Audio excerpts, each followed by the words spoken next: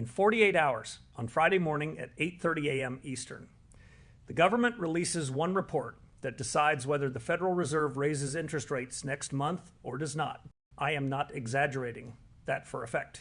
I am telling you plainly, because if you have money sitting in cash, in bonds, in a retirement account, or in gold or silver right now, this single report is about to move all of it. And almost nobody watching it come out on Friday will actually understand why it is happening. I am going to make sure you are not one of them. Stay with me for the next few minutes, because what I am about to explain is not something you can catch up on after the fact. By Friday afternoon, this will already be decided. Here is a sentence I need you to sit with before anything else 8 days ago. 3 officials inside the Federal Reserve did something they almost never do. They looked at the rest of the committee, the chair, the entire room, and they said no. Not no to a rate cut, no to standing still at all. 3 people with more access to economic data than almost anyone alive looked at what is coming and concluded the Fed is not moving fast enough. And they were willing to put their names on that disagreement in the official public record, forever for history to judge. That almost never happens at this level. And when it did, the market's own pricing flipped overnight. For the entire year, everyone was told to expect rate cuts. Now, the probability being priced for a rate hike as soon as next month sits at roughly 2 out of 3. Read that again. Not a cut, a hike. The complete opposite of what an entire year of headlines prepared you for. If your money is positioned for the world everyone told you was coming, and that world just quietly stopped being true, you need to know that before Friday, not after. Here is the twist, and I am giving it to you now instead of making you wait, because it is the piece almost nobody has connected, and it changes how you should read every headline for the rest of this week. Higher rates are supposed to be bad for gold. That is the textbook relationship, and it held for most of this year, which is part of why gold sits roughly a quarter below the record. It set in January, but in the same 3 months that rate hike odds started climbing again, the world's central banks did not slow down their gold buying. They accelerated it. 289 tons purchased in a single quarter, 74% more than the same quarter 1 year earlier, the fastest pace in years. So hold both of those facts in your hand at the same time.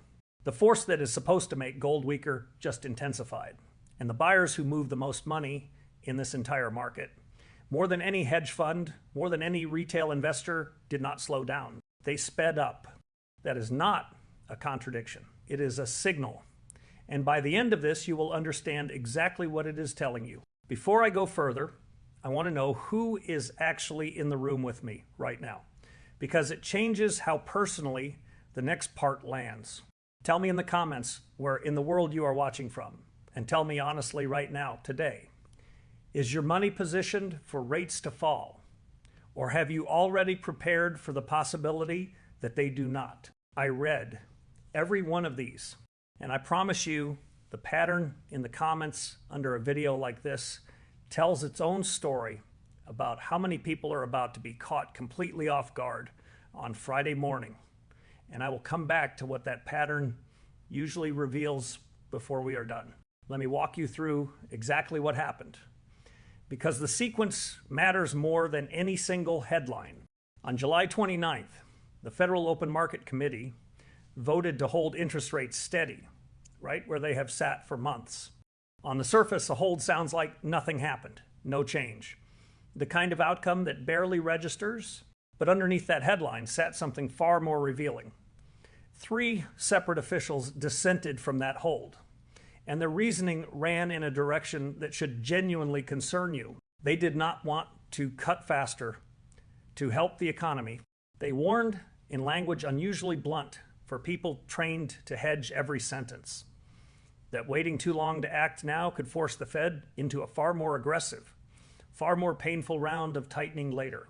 Translate that out of Fed language into plain English. 3 of the most informed people in American monetary policy are telling you in public, on the record, that the danger right now is not that the Fed is moving too aggressively. The danger is that it still is not moving aggressively enough. and every month of delay makes the eventual fix more painful. That dissent hit a market that had spent the entire year leaning the opposite way, positioned for cuts, priced for cuts, built around cuts. When that assumption cracked, the repricing was immediate, and it has not stopped. The tool professional traders use to gauge the Fed's next move now shows close to a 70% chance of a hike as soon as next month. That is not a minor technical wobble. That is an entire year of market assumption being quietly rewritten in 8 days. And most people holding cash, bonds, or a retirement account built around the old story have no idea it already happened. So why would 3 Fed officials take a stance that unpopular, that early, and that public? The answer is inflation, and it has been sitting in the room all year, mostly ignored by anyone hoping it would just go away on its own. Prices have stayed stubbornly above the level the Fed considers acceptable. And this year, that pressure was compounded by a real geopolitical shock. Tensions with Iran pushed oil prices sharply higher, briefly approaching $90 a barrel, as the United States moved toward direct military action before pulling back at the last moment, after key allies in the region pushed hard for a negotiated path. Instead, energy shocks feed straight into inflation, and inflation that refuses to come down after this long stops looking temporary and starts looking structural. 3 people inside the Fed appear to believe the country is closer to that second, more dangerous scenario than the market has wanted to admit. If this is already connecting dots for you that nobody else has laid out this clearly, take a second right now and like this video and subscribe, because the mechanism I am about to explain is the exact thing that resolves the contradiction I open with, and I do not want you to miss it. Here is the mechanism, as simply as I can put it. When rates rise, or are expected to rise, holding cash and bonds pays you more just for waiting. Gold pays you nothing for waiting. It just sits there. So the moment hike odds climb, the fast money, the hedge funds, the leveraged short-term traders all have a rational reason to rotate out of gold and into anything that pays interest. That is the exact force that pressured gold for most of this year. But underneath that fast money sits a completely different kind of buyer. And this is the buyer almost nobody in the public conversation is talking about. Central banks are not trading gold the way a hedge fund trades it. They are not trying to catch a bounce or dodge a dip. They are slowly, deliberately converting a portion of their national reserves away from paper promises and into an asset that no foreign government can freeze, that no central bank can print more of, that answers to no one. Rates rising or falling does not change that deeper calculation at all. The fast money left because rates might rise. The patient money never stopped buying because the reason nations hold gold has nothing to do with any single Fed meeting, and it just accelerated to its fastest pace in years.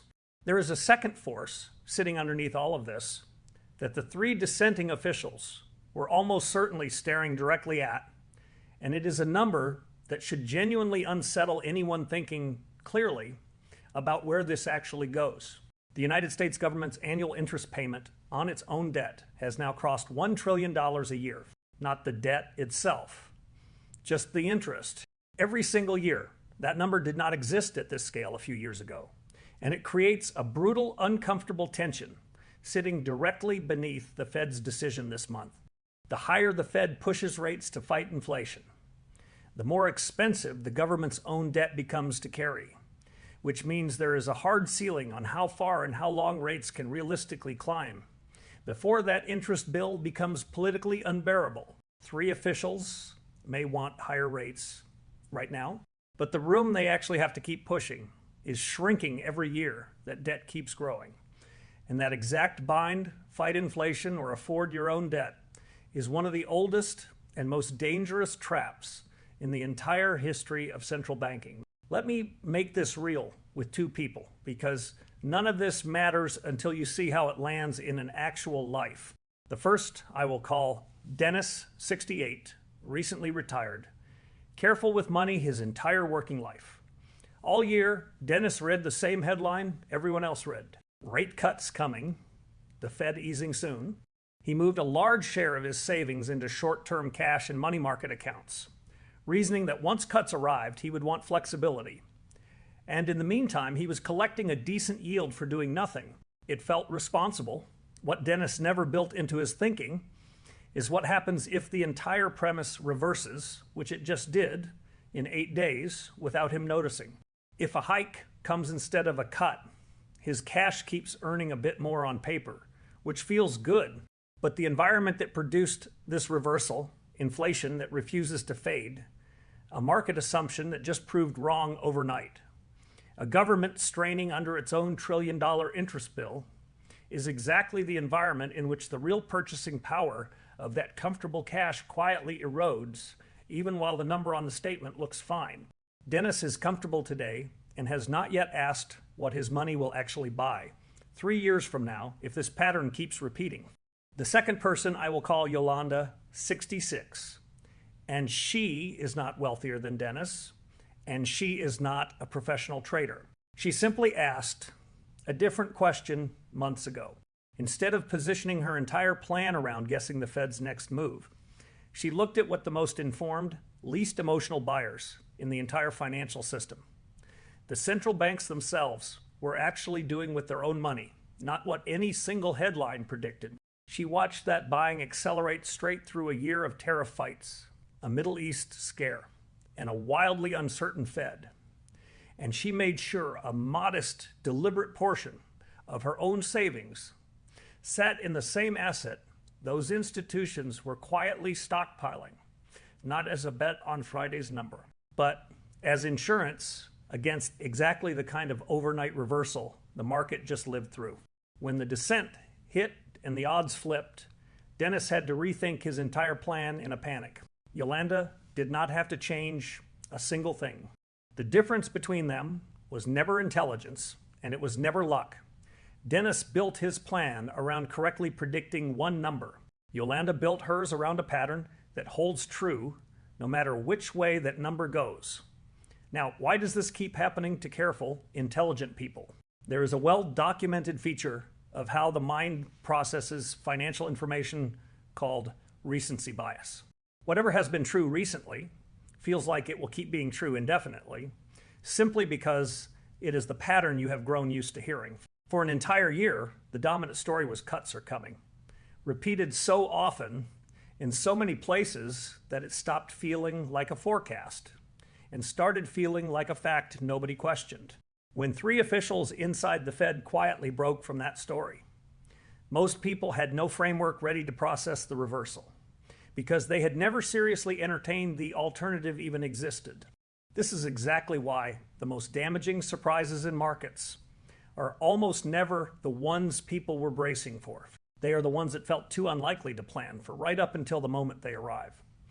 There is a historical echo here worth sitting with because it explains exactly what the 3 dissenters are worried about. Go back to the late 1970s. Inflation had been running hot for years, and for a long stretch, the Fed moved cautiously, worried about hurting growth, hoping the problem would simply fade on its own. It did not fade on its own. It eventually required a dramatically more aggressive, more painful round of tightening to finally break it. The lesson those years left behind is blunt, and it is the exact lesson 3 officials appear to be channeling right now. Inflation that is allowed to run because acting feels too costly in the moment rarely resolves gently. It tends to demand a larger, more painful correction later, precisely because the easier path was chosen for too long. Now let me be honest and careful with you, because I will not insult you with fear.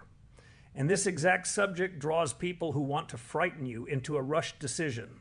Nobody, not me, not any bank, not any analyst on television, can tell you with certainty that Friday's report locks in a hike. The market is pricing roughly 2 out of 3 odds, which means there remains a real, meaningful chance it goes the other way, or the size and timing shift.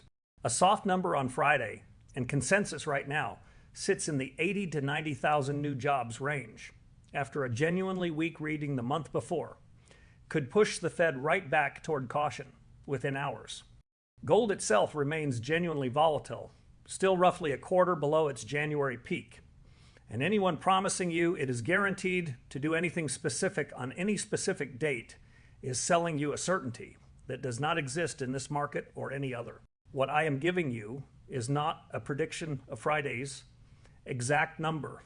It is an understanding of the mechanism underneath it, so that whichever way it breaks, you are not one of the millions caught flat-footed, the way an entire market already was 8 days ago. I want to say a word about silver here too, because it sits inside this same story, but moves through it differently, and it deserves its own attention. Silver carries a dual identity gold does not have. It is a monetary metal people, hold the way they hold gold. But it is also a heavily consumed industrial material used in solar panels, electronics, and a widening range of modern manufacturing. That industrial demand does not care what the Fed does on any given Wednesday. A solar manufacturer with orders to fill still needs the physical metal regardless of borrowing costs. At the same time, silver's heading into its 6th consecutive year in which the world uses more silver than it mines. A shortage quietly draining stockpiles built up over decades.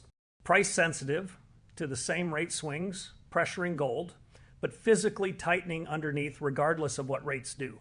That combination is exactly why silver tends to move further and faster than gold in both directions. Once a real trend takes hold, and Friday's report runs directly through it as well. So let us pull this together and go back to the 48 hours we started with. 3 Fed officials broke from the rest of the committee and dissented toward higher rates, not lower, warning that waiting too long risks a far more painful correction later. The market position for cuts all year has flipped to pricing roughly 2 out of 3 odds of a hike as soon as next month. That should be bad for gold in the textbook sense. And for the fast money, leaving it, it has been. But the world's central banks bought gold at a 74% faster pace this past quarter than the year before, accelerating straight through the uncertainty because they are not betting on Friday's jobs number. They are hedging against a much larger erosion of trust in paper promises, one that $1 trillion a year in interest payments only reinforces. History from the 1970s suggests inflation allowed to run too long rarely resolves gently, and the gap between the people who get blindsided by whatever happens Friday morning and the people who will not comes down to one choice. Whether your plan depends on correctly guessing a single number or on understanding a pattern that holds regardless of which way that number breaks. Here is what I want you to carry away from this, stated as plainly as I know how. This is not a call to panic, and it is not a call to abandon cash or bonds, because balance and stability matter, especially for anyone near or already in retirement. It is a call to ask yourself honestly, before Friday morning arrives, whether your entire plan is quietly resting on a single assumption that just cracked in 8 days without you noticing. It means understanding that a modest, deliberate allocation to an asset the most informed institutions on earth are already stockpiling at a record pace is not a gamble. It is insurance against exactly the kind of overnight reversal the market just lived through. The right size of that allocation depends entirely on your own circumstances, your own timeline, your own comfort with volatility. And I am not here to tell you the number. I am here to make sure you are asking the question before Friday decides part of the answer for you. Do not let anyone use this moment to rush you into a costly decision, because there will be people trying, and they will get louder as this spreads. And do not dismiss it either. Telling yourself a single jobs report could not possibly matter to your own plan, because the market itself just proved in 8 days that an assumption an entire year was built on can break overnight without warning. Those are 2 different mistakes, and the sensible path sits calmly between them. None of this is financial advice.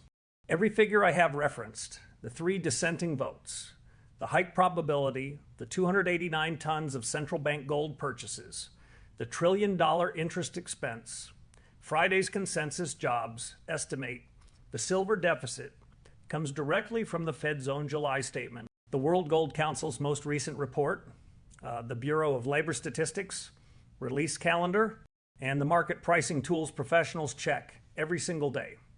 so you can verify every word of it yourself rather than take mine. I opened by telling you that in 48 hours, one report decides what happens next, and that if your money is positioned for a world that headlines promised you all year, you needed to know before Friday, not after. Now, you understand exactly why. 3 people inside the most powerful financial institution on earth just told you, in the clearest way officials like that ever tell you anything, that the story you were sold all year may already be wrong. So let me leave you with the only question that actually matters right now. When Friday's number hits the screen and the assumption your plan was quietly resting on either survives or breaks, will you already know which one just happened? Or will you be the very last person in the room to find out